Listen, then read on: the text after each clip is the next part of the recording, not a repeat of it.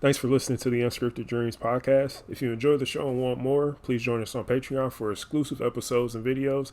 If you're looking for episode clips, please check out our YouTube page at the Unscripted Dreams Podcast. Enjoy the show.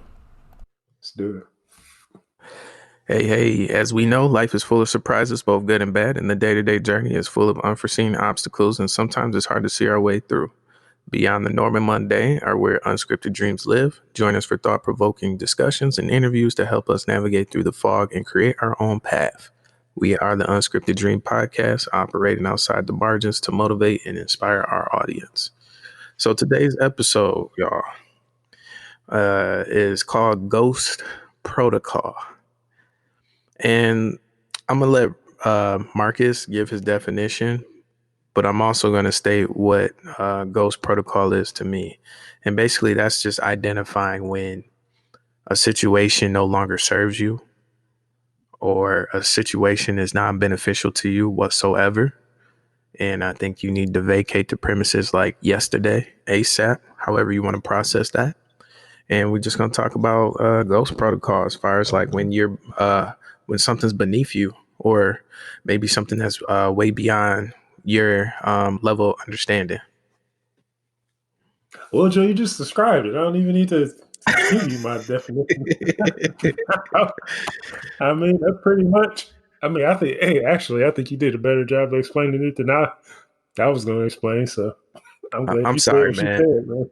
I was just feeling it, man, because I mean, it's a code we live by. I think this is how we built our friendship. Like, this wasn't the defining moment that built our friendship, but this is like one of those like hot factors where me and you operate along that same path. Yeah, and one of the things I think is that there's something that comes to mind that has to come to mind when you realize that the current scenario that you're in isn't serving you well. I think that goes across many areas. Some of the areas I identified as maybe it's might be your relationships, might be your job, might be your environment, might be the opportunities that it's kind of ties into environment, but the opportunities that you are or are not being exposed to. Well, let's explain scenario number one as far as Ghost Protocol, man. So when I think of a particular scenario, hopefully you can give me your input on it so people can have a better understanding what Ghost Protocol is. So with the first scenario, what I'm thinking, this is obviously worst case scenario. But say, you're getting off of work, it's late at night, give or take 11 p.m., 12 p.m., whatever. That's like second shift, right? Yeah. So you're getting off late, you know what I'm saying, after you done worked a full day, maybe you even pulled a double that day. And you don't work in the best area or the best environment. You know that there's some sketch characters around.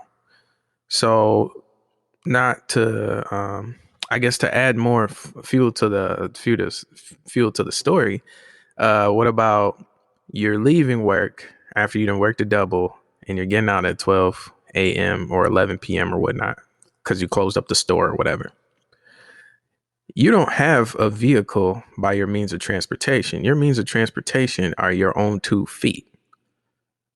So you can't ride the bus because for whatever reasons in some cities, the bus don't run that late. So you have to really foot a couple miles, say give or take 2 or 3 miles to get home. Now, from the destination of where you work to where you get home, right? Obviously, you got to walk through some unfavorable areas, which we can chalk it up as being the hood, right? Yeah, I think you like where this is going. So in the midst of doing that, you pretty much have to dodge and have to run, not necessarily run home, but you got to know and be on high regard, a high level of guard, just to make it home. So how would you handle that situation, Marcus, just to give people an idea of what ghost protocol may be in that situation? Well, in this circumstance, see, there's so many levels to the ghost protocol. Joe wasn't even expecting this, but anyway, but if I was, I mean, you're in a situation like that, man. You got to understand your environment. If you're in a sketchy area, you have to be like very mindful of how you maneuver certain areas. Some blocks, some blocks you need to avoid. You're gonna have to walk around. You're gonna have to walk around those obstacles. There might not be anybody out, but you can't take that risk being in that environment. So you need to maneuver. So sometimes the most direct route is not the best route, and you need to go around to ensure your safety and lower the odds of you finding yourself in a adverse situation. That's And my the answer. And I appreciate that answer. The reason why he gave you a clean cut answer, but basically there may be certain streets that you can't go down that may get you right to your destination faster, where something can pop off at any point in time, whether you get robbed, you get harassed, whatever.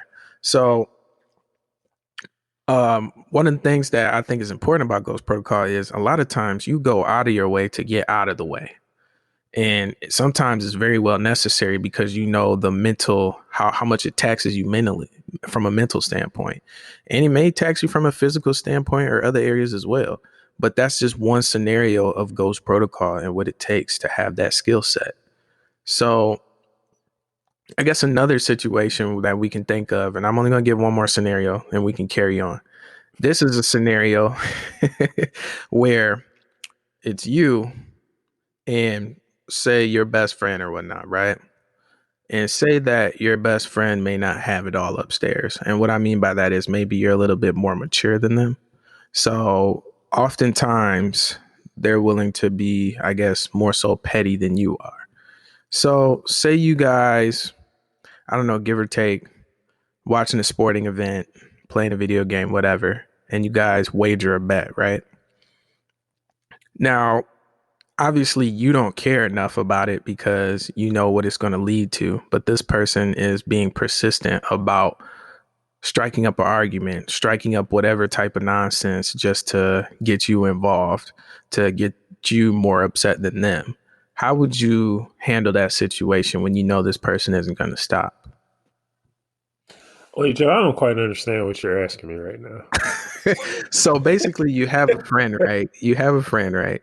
And your friend, you say you like on a Friday night, you're watching a basketball game and you guys are wagering a bet, right? Like who's going to win? Like Yeah. Cleveland or the Pistons, whatever. Okay. And this person's really relentless on getting a reaction out of you as far as whether, whatever the outcome may be. Say that his team lost, right?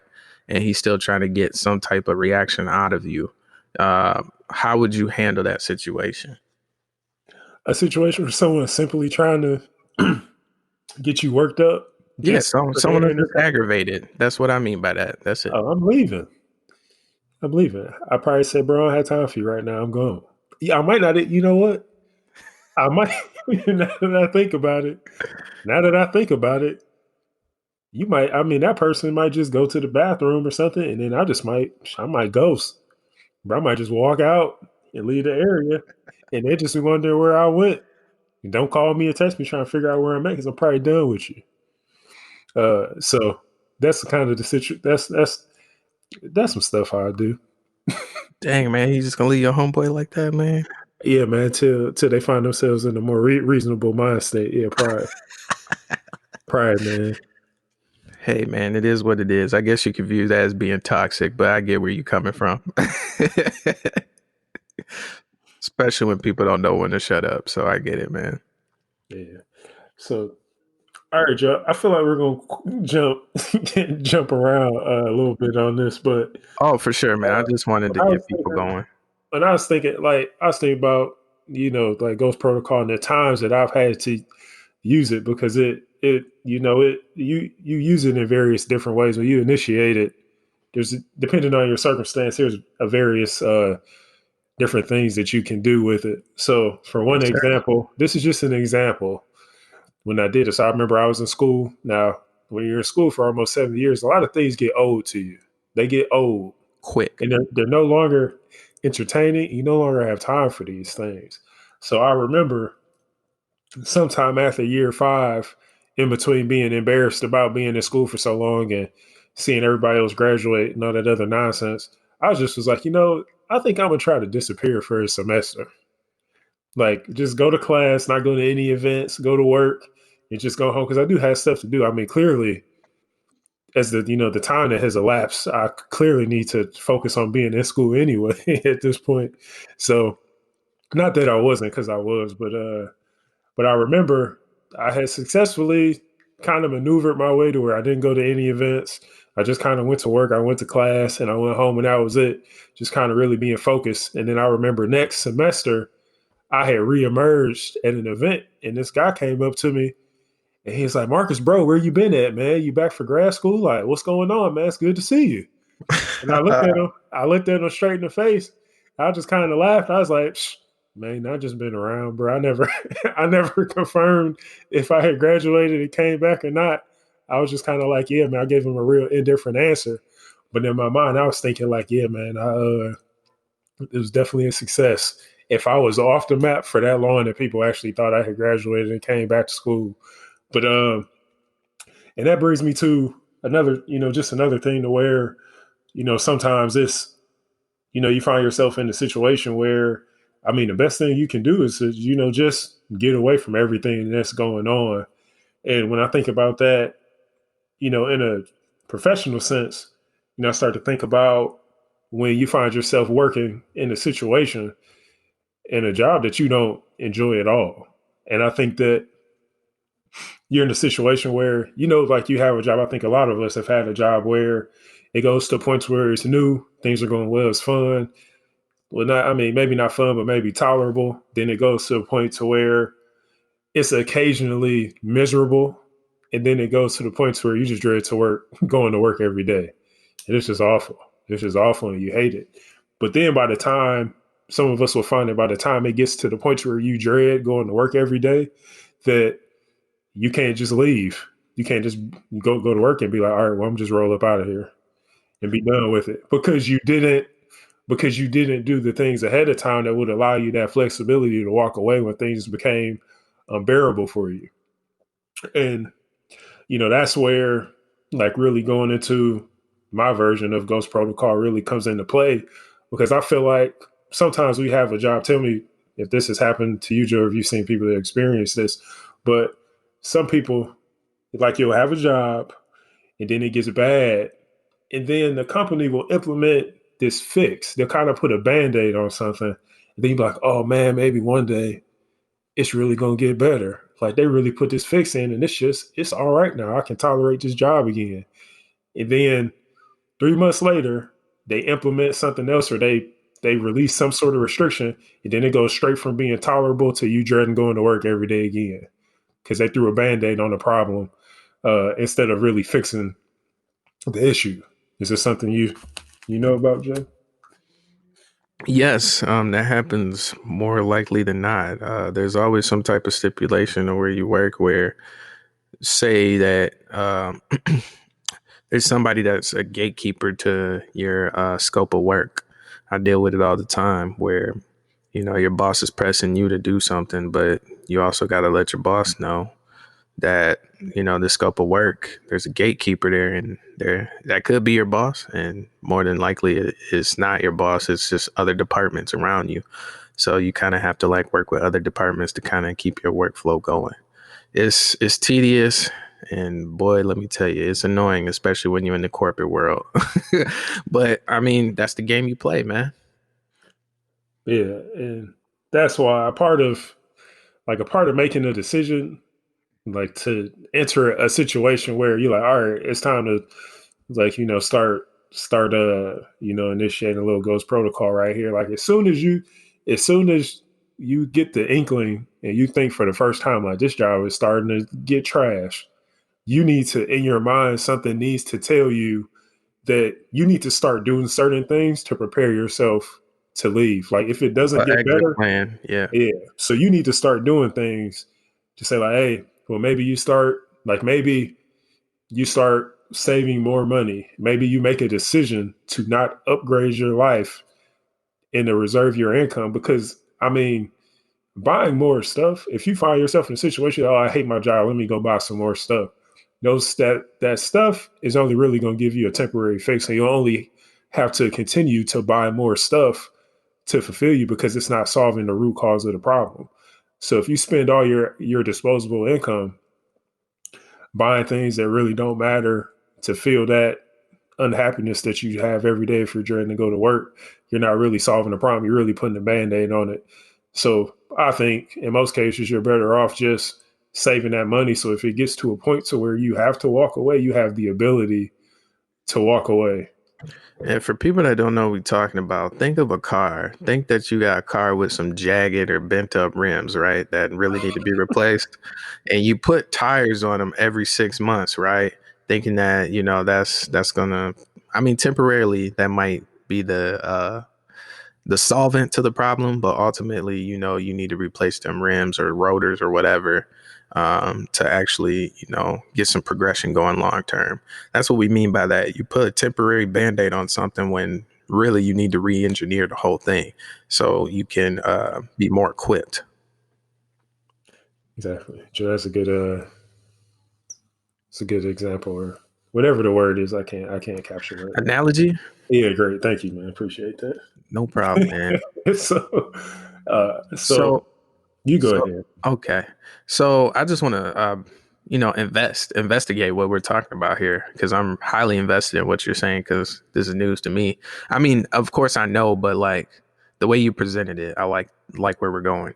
So when you talk about this and coming up with an exit plan, what are some of the key signs besides what you've already mentioned, if you can think of anything as far as like knowing when to let things go?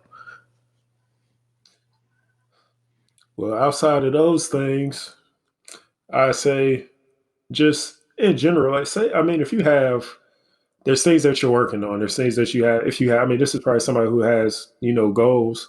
Right. If you have some goals that you're working for in that situation, are we speaking strictly in the work environment, in the job? Yeah, so this can Right. apply to like people and stuff. Say that you didn't build some good relationships with the people, but the job is just crappy or it's Yeah. just inconsistent. So you got to know when to kind of pull back on them too, right? Yeah, you do. And you can't this And is you the can't let one, them know though. That's the this crazy is the part. one thing. See, when that's the reason why it's called ghost protocol, because nobody's gonna know what you're doing. They're not gonna know. Like only you, maybe you will know. Maybe one or two like people that you really trust you are gonna know what's going on. But for the majority, when you do this, like you're keeping this to yourself for the most part. This is something that you're working on internally.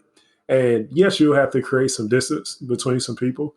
You might not be able to chop it up with folks like you used to, like maybe all that complaining and stuff that you're doing at work where you all jump in on the pity party and we all complain, we're all sad and crying about work and how our lives aren't going to get any better.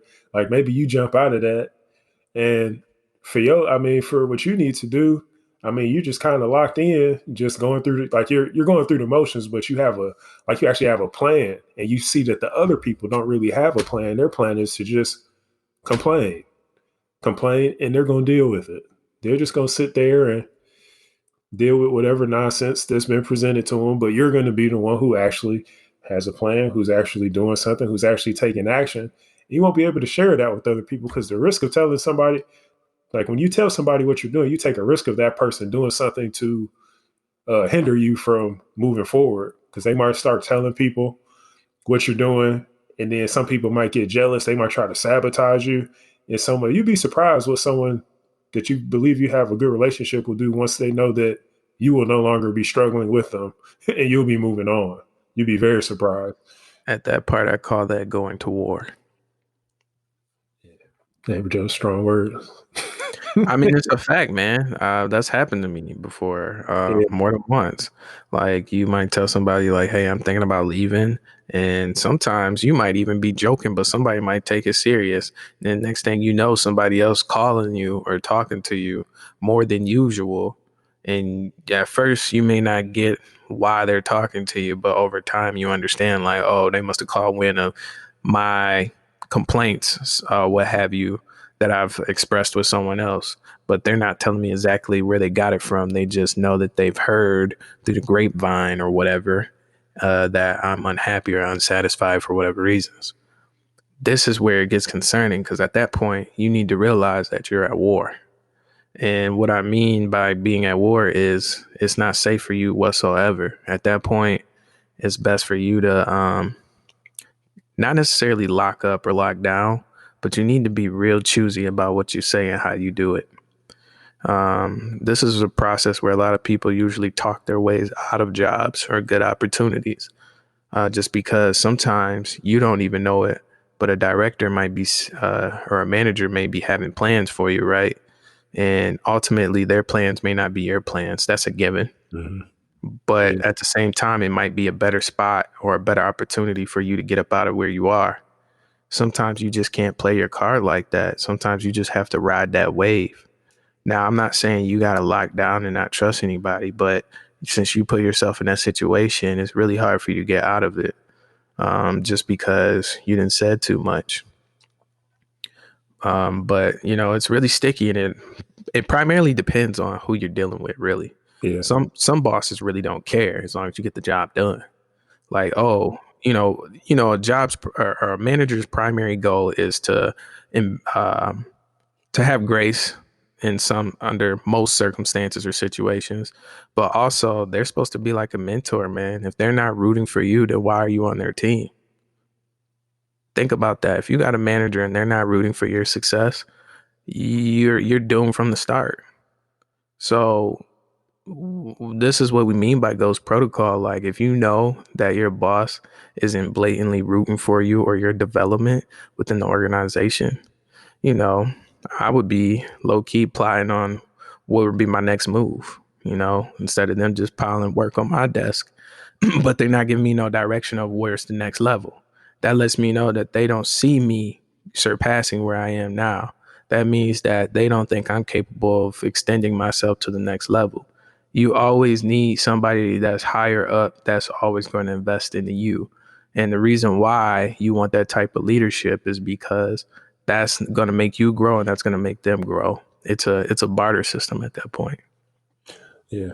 And Jay make a good point. That's one, putting the accountability on the manager, but you got to put the accountability on yourself too. You have to take an active role in letting people know what you want, what plans you have, because a company management might have plans for you, but you have plans for you. Right. And the plans that you have for yourself they should supersede what any business or company has for you, because your goals to yourself are probably, they should be the most important, because you should be taking an active role in your growth, your advancement, and finding opportunities that you feel are suitable for you. Definitely. And within reason, you should definitely watch what you say. That's why I always write out my objectives and I write out everything I do every day, just because I'm currently in and have always been in situations where I have to prove my worth. And that's really unfortunate as being a black male, but that's just the way the game is in corporate. You always got to write down what you do, ideally what month you did it, who you did it for. Like, you need to document all that stuff, because when it comes times for like appraisals, all that type of stuff, and they ask you, why do you deserve to get a raise? Why do you deserve to be where you need to be? So when that happens, you can pull out a spreadsheet like, oh, I did this, I did that, I did this and did this. And they have no choice but to look at you dead in the eyes and tell you that you're not worthy of that role. And from there, that should be all the ammo you need to actually get that opportunity, to move up, or take your talents elsewhere. Yeah. But that's well stated, there, Joe. But so the one thing, I wonder if I can cram all this in here in a short period of time. But Go ahead, if man. you got your, all right, so and this is what I was talking about earlier, as far as your job, when you start to even think that it's not going well, like, don't leave your job if you can help it. Like, that's what I'm saying. Like, the moment you realize that something isn't it's not to your liking, it's probably gonna keep going that way. It's probably keep going in that direction. But don't leave. And I think it's important to find somebody if you're placed in a scenario and you're trying to escape and you just don't know quite how to escape, or you don't feel like you're exploring all your options. Like, find somebody who's removed enough to where they have a greater vantage point to where they can see everything, because you might be so stuck in the situation that it's like narrow, like you have this like tunnel vision and you can't see A because lot of things can get predicament. personal. That's Yeah. why. So it's like I think about it like this. Like, these high speed chases, you know, like they're so caught up in, swerving through traffic and all this other stuff. But and then maybe they got a shot. Maybe the cops, like maybe the police are on them and they're chasing them. But we all know that once that chopper gets on them, for the most part, that pursuit is over, because that helicopter has a high enough vantage point where they can see where you go. They can see what's in front of you, what's to the side of you, So that vantage point is so great that they can see all the potential places that you can go. And very rarely does that vehicle get away from the helicopter. All right. So if you got a Honda Odyssey, Ford Contour, don't even try it, bro. You're getting jammed up. But like I said, talk to somebody who's removed enough to maybe give you some objective feedback into your circumstance. They might be able to give you a couple ways out that you don't quite see yet. So it's always good to have somebody who's not, maybe someone who's like not always they're on your team per se, but they know that the best thing they could do is to tell you something you might not like. Like, you might call, you call, so like sometimes I remember I'll call somebody, I don't know, call somebody, I'm just complaining. And then they'll be like, there's really some things that you don't see here. And I'd be like, I really wasn't what I was trying to hear, but you're right. And I'm glad I called you. And I'm glad I got enough sense to listen and not be stupid. So, and I think that happens to all of us. And, like I said, just when you're in those situations, like definitely if you have somebody you can talk to, that'd be extremely helpful, because you might, like I said, they might be able to find a way out that you can't see. And one of the things, like when you, I guess, like when you start searching for certain things, like it's important to take your time. Like if you're looking for another job or if you're looking to relocate, there's certain things that you need to do so you don't haphazardly make a decision and where you're unhappy. So it's like going to look at an apartment for the first time, Joe. I mean, I know you've done this. I've done this several times. But when you go to this apartment, bro, it's so quiet.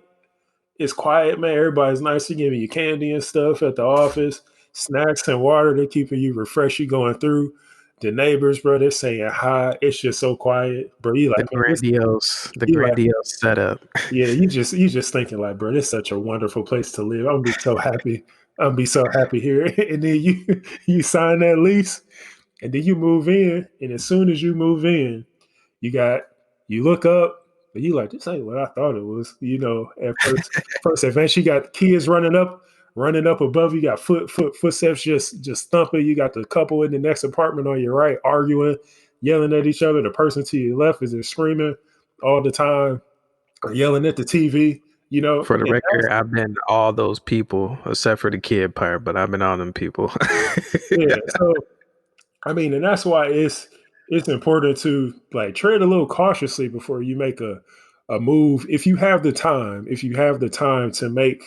to do some research and make a real good decision as far as you want to transition, because you never know all what you like. You don't know what you can't see, and time will reveal some things, and you have to give yourself a little bit of time to do like maybe a little bit of research, just to make sure that you're making, I guess, the most educated decision that you can make based on the information that you have available, but not going to something so blind that when you get in it, you're just completely taken back by some of the things that happen.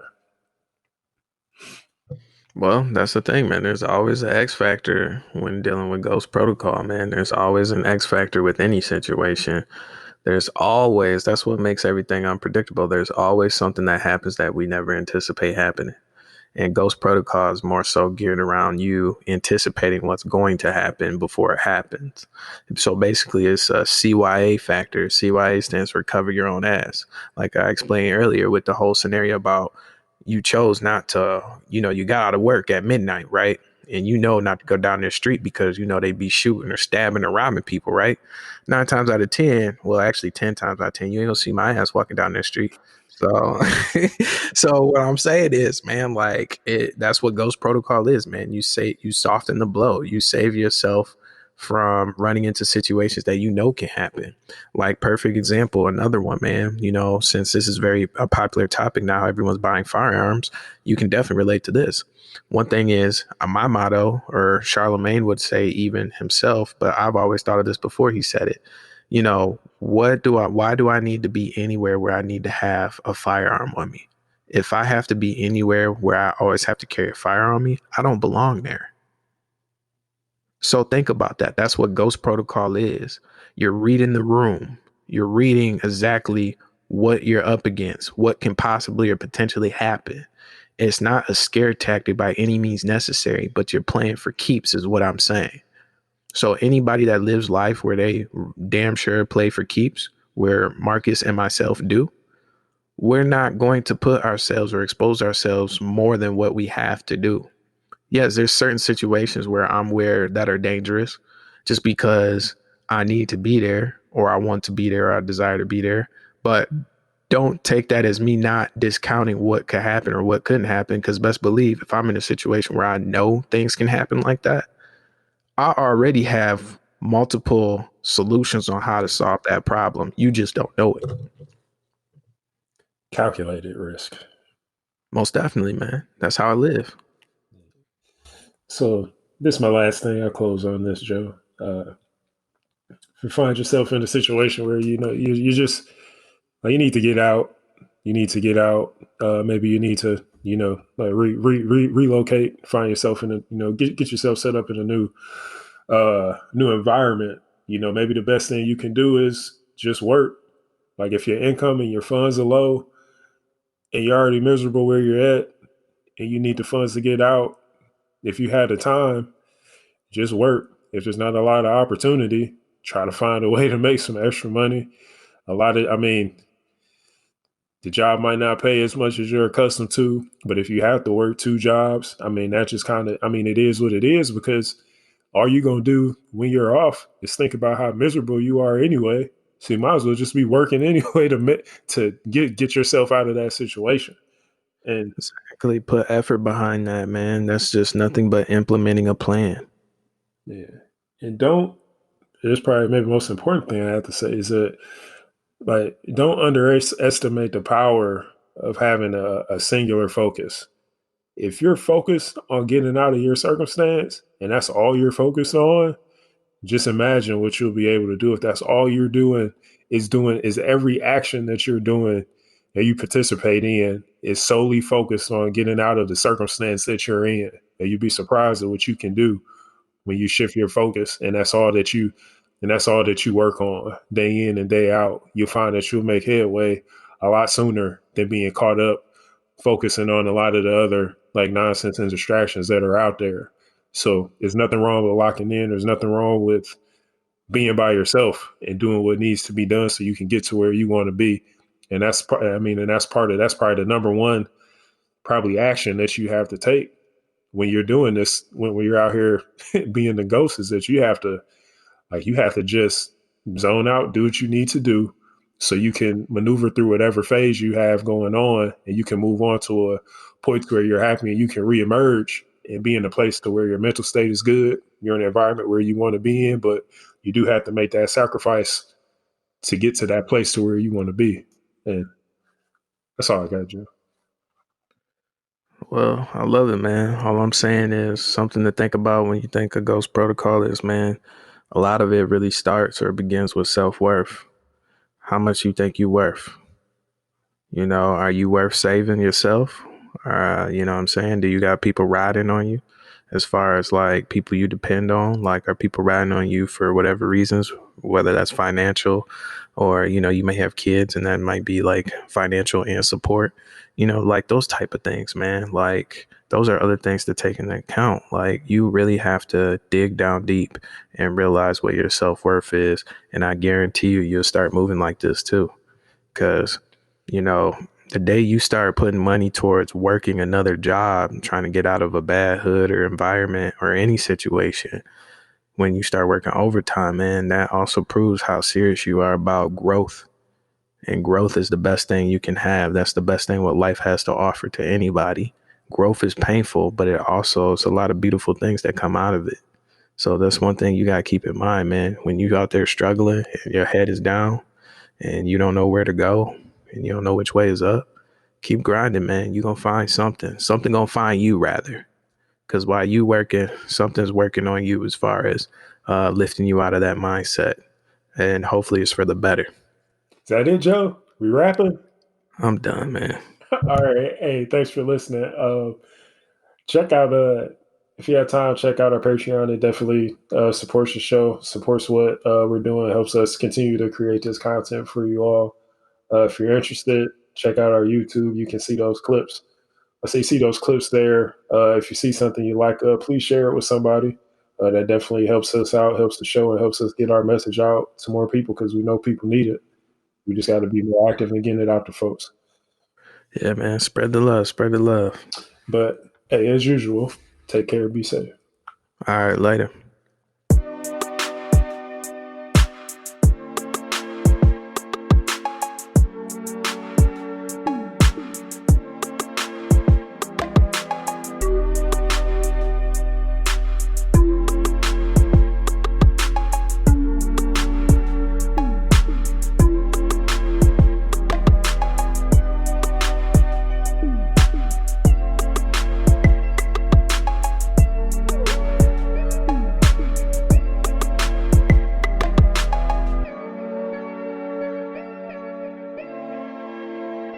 Gapstone